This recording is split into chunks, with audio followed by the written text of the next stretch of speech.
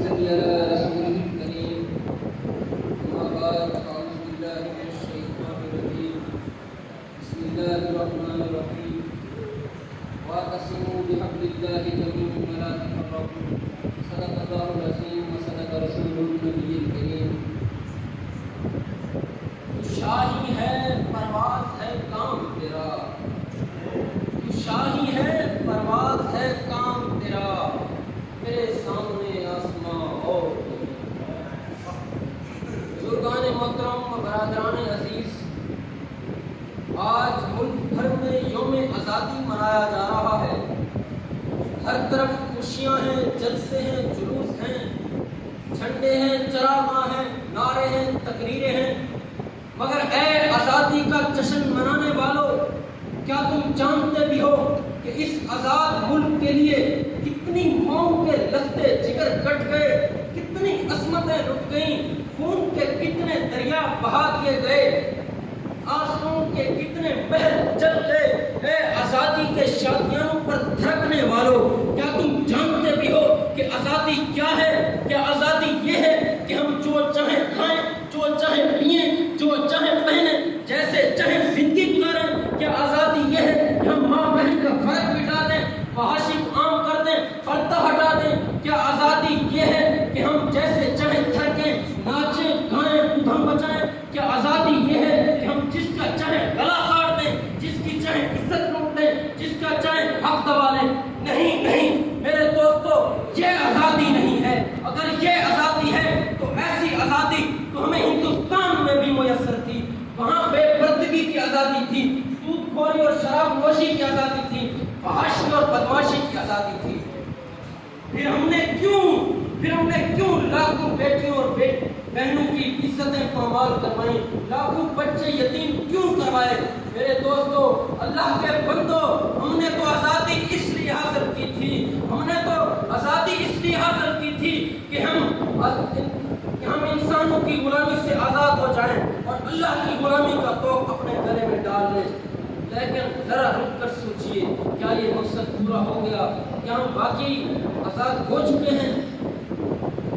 اگر ہم تصورات کی دنیا سے نکل کر حقائق کی دنیا میں قدم رکھیں تو بڑی تلخ صورتحال کا سامنا کرنا پڑتا ہے. صورتحال یہ ہے کہ آج کل ملک پاکستان پتہ نہیں کتنے اربوں خربوں روپے کے قرضوں تلے دبا ہوا ہے، اور پاکستان کا ہر گھرانہ پتہ نہیں کتنے لاکھوں قرضے تلے دبا ہوا ہے. اور آپ کو معلوم ہے کہ یہ قرضے کیوں لیے جا رہے ہیں؟ یہ قرضے صرف اور صرف افسروں، وزیروں اور حکومتی عہدے داروں کی عیاشیوں کے لیے جا رہے ہیں. اور ان کی عیاشیوں کا اندازہ آپ اس بات سے لگا سکتے ہیں کہ صرف وزیر اعظم کے دفتر میں کام کرنے والے لوگوں کی تعداد 600 سے زائد ہے. آج یوں محسوس ہوتا ہے کہ چند سو خاندانوں نے اپنی ہوس کی خاطر ملک پاکستان کو ورلڈ بینک اور IMF کے حوالے کر دیا. عالم نے کہا تھا، ادھار کی پیتے تھے میں اور کہتے تھے، رنگ لائے گی ہماری فاقہ مستی ہے. ہماری فاقہ مستی رنگ لا چکی ہے. ہماری آزادی کو سلب کر لیا گیا ہے، ہمیں غلامی کی زنجیروں میں جکڑ دیا گیا ہے. IMF والے ہمارے حکمرانوں کو جو حکم دیتے ہیں ہمیں تسلیم کرنا پڑتا ہے. وہ کبھی کہتے ہیں کہ بجلی کے نرخ بڑھا دو، وہ کبھی کہتے ہیں گیس مہنگی کر دو، وہ کبھی کہتے ہیں ملازمین کو بے روزگار کر دو، وہ کبھی کہتے ہیں فلاں ٹیکس نافذ کر دو. اور ہمارے حکمرانوں کو ان کے احکام کے سامنے سر تسلیم خم کرنا پڑتا ہے. وہ کبھی کہتے ہیں کہ مجاہدین کو جیلوں میں ڈال دو، وہ کبھی کہتے ہیں کہ مجاہدین کو جیلوں میں ڈال دو، وہ کبھی کہتے ہیں آسیہ، اسامہ اور فلاں کو ہمارے حوالے کر دو، اور وہ کبھی کہتے ہیں کہ دینی مدارس کے گرد گھیرا تنگ کر دو. اور ہمارے حکمران ان کے احکام کی بجا آوری میں لگ جاتے ہیں. سن لیجئے، جب تک ہم اللہ اور اس کے رسول کی غلامی اختیار نہیں کریں گے تب تک ہم امریکہ، روس، ورلڈ بینک اور IMF کے غلام رہیں گے.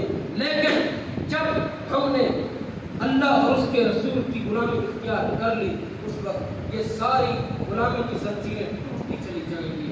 آخر میں اللہ سے دعا کرتے ہوئے یہی کہوں گا، اللہ تعالیٰ ہمارے ملک پاکستان کو اور تمام اسلامی ممالک